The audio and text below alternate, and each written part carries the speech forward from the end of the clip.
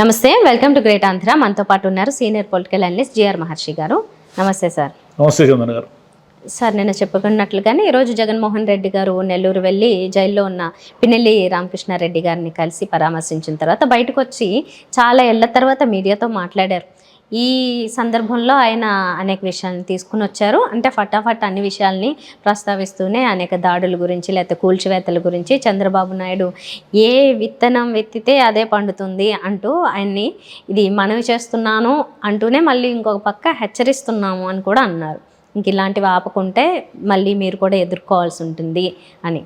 So ఇప్పటి నుంచి ఇంకా ఆయన మనం ఏదైతే అనుకున్నామో మీడియా ముందుకి రావాలి, ప్రజల్లోకి రావాలి, కలుస్తూ ఉండాలి ఇంకా రెగ్యులర్గా అని అది మొదలుపెట్టినట్లు అనుకోవచ్చా? అంటే జగన్ ఈజ్ బ్యాక్ అంటారే, ఆయన వచ్చేసినట్టే. 50 ఏళ్ల తర్వాత ఆయన మీడియా మైకుల ముందు కనిపించారు. నిజానికి ముఖ్యమంత్రిగా ఉన్నప్పుడే ఆయన రెగ్యులర్గా ఏదో ఒక అంశం మీద మాట్లాడుతూ ఉంటే ఇంత గ్యాప్ వచ్చిండేది కాదు జనానికి ఆయనకి మధ్య. సరే, కారణాలు ఏమైతేనే ఓడిపోయారు, మళ్ళీ ఇప్పుడు నెల రోజులకి యాక్టివ్ అయిపోయారు. జైలుకి వెళ్ళారు. ఆయన్ని రామకృష్ణారెడ్డి గారిని పరామర్శించి బయటకు వచ్చి ప్రెస్ మీట్ పెట్టి చాలా విషయాలు మాట్లాడారు. ఆ మాట్లాడిన విషయాల్లో కీలకమైంది ఏమిటంటే, మీరు అక్రమంగా కేసులు పెడుతున్నారు, గ్రామాల్లో కార్యకర్తల మీద దాడులు చేస్తున్నారు, సాక్షాత్ ఎమ్మెల్యేలే జేసీబీల మీద వెళ్ళి చేస్తున్నారు. ఇదంతా కూడా దీనికి రియాక్షన్ ఉంటుంది. చంద్రబాబు నాయుడు గారు మీరు ఏదైతే మీరంతా రెడ్ బుక్కులు పట్టుకొని తిరుగుతున్నారు, చంద్రబాబు నాయుడు గారు, లోకేష్ గారు, ఇంకొకరు అందరూ మండల స్థాయి నాయకులు కూడా రెడ్ బుక్కులు పట్టుకొని తిరుగుతున్నారు. అంటే వైసీపీ కార్యకర్తలు కానీ నాయకుల మీద కానీ మీరు ప్రతీకార దాడులు చేయడము, ఆస్తులు స్వాధీనం చేసుకోవడము లేదా ధ్వంసం చేయడము ఇవన్నీ చేస్తున్నారు. ఇవన్నిటిని మేము సహించము, ప్రతిఘటిస్తాము. మీరు అంటే నెక్స్ట్ వచ్చే ఎన్నికల నాటికి ప్రజలు తిరగబడతారు. ఇవన్నీ 5 ఏళ్ల తర్వాత అది వేరే విషయం. కానీ 5 ఏళ్ళు అనేది చాలా లెంతీ కదా. ఇప్పుడు మనం దీన్ని అర్థం చేసుకోవాల్సింది ఏమిటంటే, చంద్రబాబు పాపాలు పండుతాయా, శిశుపాలులాగా ఆయన చెప్పినట్టుగా ఏదో ఇవి కౌంట్ అవుతాయి, ఇవన్నీ వేరే విషయాలు. కానీ బట్ ప్రతిపక్షము డీలా పడకుండా 11 సీట్లకు పరిమితం చేశారు అనే ఒక నిరాశ నిస్పృహలకు లోను కాకుండా మళ్ళీ జగన్ గారినంతకు మునుపటిలాగే ఆయన యాక్టివ్గా వచ్చేసి జనం ముందుకు వచ్చేసి జనం కూడా ఆయన్ని ఇంకా బాగా ఏమంటారు స్వాగతం పలికి ఈరోజు బాగానే జరిగింది కదా. లైవ్లో ప్రోగ్రామ్ చూస్తూ ఉంటే ఆయన కోసం భారీగానే జనం వచ్చారు. అంటే జనం అంటే ఇంతకుముందు ఎన్నికల సభలకు కూడా వచ్చారనుకోండి, ఒకట్లేదు, అది వేరే విషయము. సీజీ వర్క్స్ అన్నారు, అది సీజీ వర్షన్ అనేది అన్నారు. కానీ సీజీ వర్షన్ ఇప్పుడు ఈరోజు సీజీ వర్షన్, ఈరోజు కూడా జనం వచ్చారు కదా. కాబట్టి సీజీ అనేవన్నీ అబద్ధాలు. కానీ జగన్ గారికి ప్రజల్లో గ్లామర్ ఉంది, ఆకర్షణ ఉంది. ఆయన వస్తే జనం విపరీతంగా వస్తారు, అందులో డౌట్ లేదు. ఆయన ఏం ఫేడ్ అవుట్ నాయకుడేం కాదు ఒక ఓడిపోయినంత మాత్రాన. అయితే ఏమిటంటే తెలుగుదేశం వాళ్ళు అర్థం చేసుకోవాల్సింది ఏమిటంటే, ఇటువైపు కూడా వైసీపీ కూడా ఏమి అంటే పడిపోయి నైతిక స్థైర్యం కోల్పోయి ఏమీ లేదు. మళ్ళీ ఆయన జగన్ వచ్చి మళ్ళీ దానికి ఎనర్జీ ఇస్తున్నాడు అనేది అర్థం చేసుకోవాలి. అంటే తప్పులు చేయడం, వరుసపెట్టి తప్పులు చేయడం, అంటే దాడులు చేయడము, అక్రమ కేసులు పెట్టడం, అంటే మీరు చేయలేదా, గతంలో వాళ్ళు చేశారు కదా అంటే గతంలో వాళ్ళు చేశారు కాబట్టి వాళ్ళు 11 సీట్లు ఇచ్చారు, వాళ్ళు చేయలేదనేది నేను అన్నాం. వైసీపీలో కూడా తప్పులు జరిగాయి. వైసీపీలో ఈరోజు జగన్ గారు గతంలో ఏమీ గుర్తు లేనట్టుగా మాడుతున్నారు. కానీ కొన్ని విషయాలు చంద్రబాబు నాయుడు గారు తప్పులు చేస్తున్న వాళ్ళని మందలించాలి ఆయన ఇదంతా చెప్తున్నారు. కానీ ఈయన కూడా తప్పులు చేసినప్పుడు ఎక్కడ మందలించాడు? ఇష్టం వచ్చినట్లు నోరు పారేసుకుంటూ పిచ్చి పిచ్చిగా మాడుతూ ఉంటే పెద్ద చిన్న మంచి మర్యాద ఏమీ లేకుండా అనేక పేర్లు చెప్పొచ్చు కదా మనము. కొడాలి నాని గారి దగ్గర నుంచి, రోజా గారి దగ్గర నుంచి అందరూ మాట్లాడిన వాళ్ళే కదా. మీరు ఆ రోజు ఒక వార్నింగ్ ఇచ్చి ఉంటే ఇది కరెక్ట్ కాదు, మళ్ళీ రేపు ఎవరికి అధికారం శాశ్వతం కాదని మీరు ఈరోజు అన్నట్టుగానే ఆ రోజు కూడా ఆ సత్యాన్ని మీరు గుర్తించి ఉంటే సిచ్యువేషన్స్ ఇంత వరస్ట్గా ఉండేటివి కాదు. ఆంధ్రప్రదేశ్లోనే ఇట్లాంటి వరస్ట్ సిచ్యువేషన్ ఉంది, తెలంగాణలో లేదు. మళ్ళీ మీరు గమనించండి, తెలంగాణలో కూడా ఎన్నికలప్పుడు ఏదో తిట్టుకున్నారు, మాట్లాడుకున్నారు, అన్నీ చేసుకున్నారు. కానీ ఇలా ఏదో టీఆర్ఎస్ వాళ్ళ మీద కాంగ్రెస్ వాళ్ళు దాడులు చేయడము లేదా బీజేపీ వాళ్ళ మీద దాడులు చేయడం ఇలాంటివి ఏమీ లేవు. చూడండి, ఏదో చాలా చిన్న సంఘటనలు ఎక్కడైనా జరిగేమో కానీ తెలంగాణలో ఈ రకమైన వాతావరణం లేదు. ఆంధ్రప్రదేశ్లోనే ఎందుకు ఉందంటే ముందు నుంచి కూడా ఎందుకు అక్కడ సిచ్యువేషన్స్ అన్నీ కూడా అండర్ కంట్రోల్లో లేవు. జగన్ గారు కంట్రోల్లో కూడా కొన్ని లేవు. గతంలో ఆయన ప్రభుత్వం ఉన్నప్పుడు కూడా కొంతమంది తప్పుదోవలో వెళ్ళడము, అక్రమ కేసులు పెట్టడము, నోటికి వచ్చినట్లు మారడము చేశారు. చంద్రబాబు నాయుడు గారు అధికారంలోకి వచ్చిన తర్వాత అంటే జగన్ గారు ఎందుకు ఓడిపోయారు, చంద్రబాబు నాయుడు గారు ఆ సత్యాన్ని తెలుసుకోలేకపోతే మళ్ళీ వీళ్ళకు కూడా రిపీట్ అవుతుంది. ఈరోజు ఆయన జగన్ ఏమంటున్నారు, అయ్యా మీరు చేస్తున్న పనులన్నీ మీకే బూమరాంగ్ అవుతాయి, మీరు ఏ గింజ నాటితే అదే, ఏ విత్తు నాటితే అదే వృక్షమై మీకు కూర్చుంటుంది, మీరు చేస్తున్నది కరెక్ట్ కాదు, మేము ఇక మీద చేయకూడదు, మీరు ఇవన్నీ మానుకోమని హెచ్చరిస్తున్నాను, నేను కోరడం లేదు అన్నారు ఆయన. అంటే హెచ్చరిస్తున్నారంటే అర్థం ఏమిటంటే వాళ్ళు ప్రతిఘటిస్తారు, ఏదో ఒక రూపంలో కోర్టులకు వెళ్ళడము, ధర్నాలు చేయడము, నిరసనలు చేయడము, ఇవన్నీ చేస్తారు. కాబట్టి ఇది మంచి యాక్టివిటీ. ఎందుకంటే ప్రతిపక్షం అనేది ఎప్పుడూ కూడా ఎనర్జెటిక్గా ఉండాలి. ఎనర్జెటిక్గా ఉండి తీవ్రంగా అది ప్రతిఘటిస్తేనే, అంటే ప్రభుత్వం చేసిన తప్పులు ప్రతిదాన్ని కాదు, ప్రభుత్వం చేసే తప్పుల్ని కానీ, వైఫల్యాలు కానీ, ఇలా అక్రమ కేసులు కానీ, దేన్నైనా సరే ప్రతిపక్షం అనేది గట్టిగా ప్రతిఘటించినప్పుడే ఆ డెమోక్రసీ అనేది బ్యాలెన్స్ అవుతుంది. లేకపోతే ఏమిటంటే ఏకపక్షం అయితే ఏం జరుగుతుందంటే వాళ్ళు వచ్చినప్పుడు వాళ్ళు ఇష్టానుసారం బిహేవ్ చేయడము, వీళ్ళు వస్తే వీళ్ళు ఇష్టానుసారం బిహేవ్ చేయడమే తప్ప కామన్ మ్యాన్కి ఒక అదేమంటారు లా అండ్ ఆర్డర్ కానీ, పీస్ఫుల్నెస్ కానీ ఉండదు.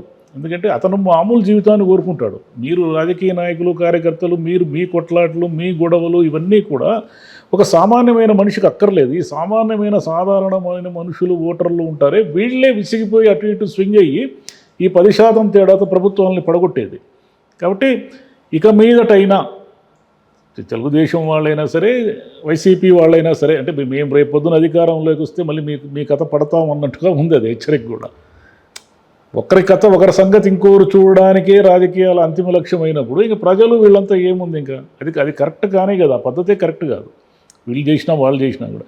కాబట్టి జగన్ గారు ఏమిటంటే అందరూ అనుకున్నట్టుగా ఆయన ఏదో ఓటమి భయంతో కృంగిపోతారనో, ఓటమి భయంతో ఇనాక్టివ్ అయిపోతారనో, ఇలా ఏమీ లేకుండా చాలా నార్మల్గా వితిన్ 1 మంత్కే, ఈ రోజుకు రిజల్ట్ వచ్చి 1 మంతే కదా, ఒకే ఒక నెలలో ఆయన మళ్ళీ నార్మల్ అయ్యి పార్టీని యాక్టివేట్ చేసి పార్టీని స్పీడ్గా తీసుకెళ్లడమే కాకుండా చాలా విషయాలు ఈరోజు ఆయన ప్రస్తావించారు కూడా. అదేమిటంటే ఏమయ్యా, స్కూళ్ళు తెరిచారు, మీరు అమ్మకు వందనం అన్నారు, ఆ డబ్బులు ఏమైనాయి, ఒకవైపు రైతులు సాగుకు దిగారు, వాళ్ళకి రైతు భరోసా 20,000 ఇస్తామన్నారు కదా, ఆ డబ్బులు ఏమయ్యాయి, 18 ఏళ్ల పైబడిన వాళ్ళందరికీ నెలకు మీరు డబ్బు ఇస్తామన్నారు కదా, ఆ లెక్కన 2 కోట్ల మందికి మహిళలు ఉన్నారు, అంటే మహిళా ఓటర్లు అందరూ కూడా ఎలిజిబుల్ ఫర్ 1500 కదా, అందులో ఎలాంటి నామ్స్ అండ్ కండిషన్స్ పెడతారో ఇంకా తెలియదు మనకు. అంటే అందరికీ ఇవ్వరు కదా, బాగా డబ్బులు ఉన్న వాళ్ళు కూడా ఎందుకు 1500 తీసుకోరు కాబట్టి దానికి ఏదో బిలో పావర్టీలైనా ఏదో ఒక బెంచ్ మార్క్ పెట్టి ఇస్తారు.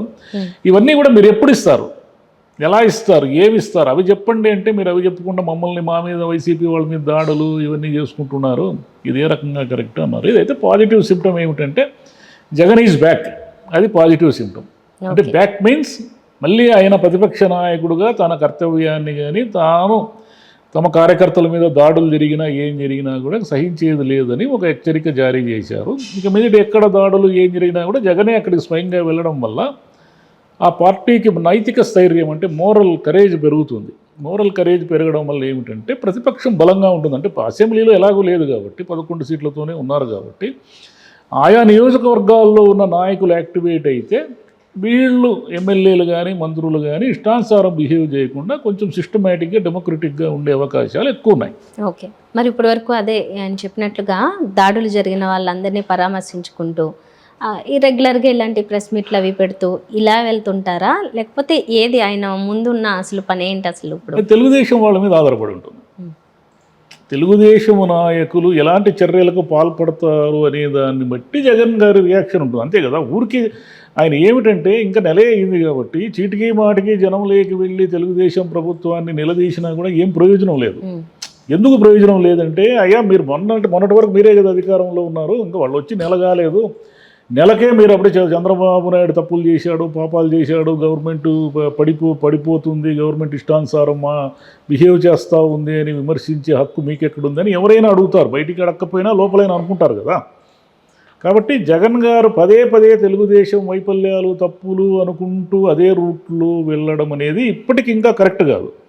చంద్రబాబు నాయుడు గారికి ఇంకా కావాల్సినంత టైం ఇచ్చి తీరాలి. ఎందుకంటే 5 ఏళ్లలో మీరు చేయలేని పనులన్నీ ఆయన ఒక 5 నెలలు ఎలా చేస్తారు, చేయలేరు కదా. ఇప్పుడు ఆయన ఏమంటాడంటే మేము అన్నీ ఇచ్చాము పేద ప్రజలకి, కానీ చంద్రబాబు నాయుడు గారు ఇచ్చిన వాగ్దానాలకు ఏదో జనం అలా ఒక 10% మంది స్వింగ్ అయ్యారు కాబట్టి మేము ఓడిపోయాము అన్నట్టు చెప్తున్నారు ఆయన. అంటే ఎప్పుడు కూడా జనము ఎక్కువ డబ్బులు ఇస్తామంటే ఆకర్షితులు అవుతారు, అది సహజం కదా, ఇక మానవ సహజమైన విషయం అది. మీరు 1000 రూపాయలు ఇస్తామంటే వాళ్ళు 1500 ఇస్తామంటే న్యాచురల్గానే అటు స్వింగ్ అవుతారు. మీరు ఏమన్నారు 3000 అన్నారు, మిగిలిన 500 కూడా ఎప్పుడో నేను ఇంకా అంటే మీరు ఏమనుకున్నారంటే మీ విశ్వసనీయతను నమ్మి జనం ఓట్లేస్తారని అనుకున్నారు. జనం ఏమనుకున్నారు, 4000 రూపాయలు చంద్రబాబు ఇస్తాడు కదా, ఇవ్వకుండా ఎక్కడికి పోతాడని జనం అనుకున్నారు. మరి ఆయన ఒక నెల అయితే ఇచ్చాడు, పెన్షన్ అయితే ఎటు తిరిగి ఇస్తాడు, ఎందుకంటే అది నెల నెల వచ్చి మీద పడిపోతుంది కాబట్టి. ఇక మిగిలినవన్నీ ఏమిటంటే వీటికి టైం ఉంది, హఠాత్తుగా మీద పడేవి కాదు ఇవన్నీ కూడా, ఒక టైం ఉంది కాబట్టి వీటికి ఎలా రియాక్ట్ అవుతారు, ఏం చేసుకొస్తారు అనేది వేచి చూడాలి. ఎవరైనా వేచి చూడాల్సిందే. కాకపోతే ఇన్నేళ్ల తర్వాత మీడియా ముందుకు వచ్చారు కాబట్టి ఇక మీదటైనా ఆయన సిస్టమ్ను అర్థం చేసుకోవాలి. అధికారంలోకి వచ్చేస్తే తాను వేరే, తాను అబౌవ్ ద లా అనుకోను, అబౌవ్ ద పీపుల్ అని అనుకుంటే ఆయనకే నష్టమని మన ప్రూవ్ అయిపోయింది. మీరు 5 సంవత్సరాల్లో ఒక ముఖ్యమంత్రిగా మీడియా ముందుకు రాకుండా ఇప్పుడు ఏదో మీ మాజీ ఎమ్మెల్యేని అరెస్ట్ చేసేసారని మీరు మీడియా ముందుకు వచ్చి జగ్గోలు పెట్టడం వల్ల జనం ఏమనుకుంటారు, ఎలా ప్రతిస్పందిస్తారు? సరే మీ అభిమానులు మీ నాయకులు అయితే మా జగన్ మళ్ళీ మాకు వచ్చేసాడు అన్నట్టుగా ప్రతిస్పందిస్తారు. కానీ కామన్ మ్యాన్ ఏమనుకుంటాడు, 5 సంవత్సరాలు ఏమై అడిగినా ఏనాడు కూడా మీడియా ముందు మాట్లాడలేదా, ఇప్పుడు వచ్చి మాట్లాడుతున్నాడే అని అనుకుంటారు కదా. కాబట్టి ఇలాంటి తప్పిదాలకు మళ్ళీ ఆయన అవకాశం ఇవ్వకుండా కరెక్ట్ చేసుకునే పనిలో పడితే జనానికి ఇప్పటికీ ఇంకా వైసీపీకి 40% పైగా ఓటర్లు ఉన్నారనేది మొన్న తేలిపోయింది కదా. అంటే 10% అటుపోతేనే వాళ్ళు గెలిచారనే క్లారిటీ ఉంది. ఈ 10% మందిని తన వైపు తిప్పుకోవడానికి ఏం చేయాలి వచ్చే ఎన్నికల నాటికి అంటే ఈయన మోర్ డెమోక్రటిక్గా ఉండాలి. నేను వేరే, నా పద్ధతి వేరే అనుకుంటే దానివల్ల ఏ ప్రయోజనం లేదని మనం ప్రూవ్ అయింది. కాబట్టి చంద్రబాబు నాయుడు గారిని నిరంతరం విమర్శించడం వల్ల అధికారం రాదు, మిమ్మల్ని మీరు కరెక్ట్ చేసుకోవడం వల్ల మీకు అధికారం వచ్చే అవకాశాలు ఎక్కువ ఉన్నాయి. అదే తత్వం బోధపడ్డం అంటారు కదా, ఇప్పుడు ఓటమితో ఆ తత్వం బోధపడుతుంది. తత్వం మీడియా అనేది ఒకటి ఉంది ఈ ప్రపంచంలోనే, ఆయన తెలిసింది, అదో సంతోషమైన విషయం. Thank you.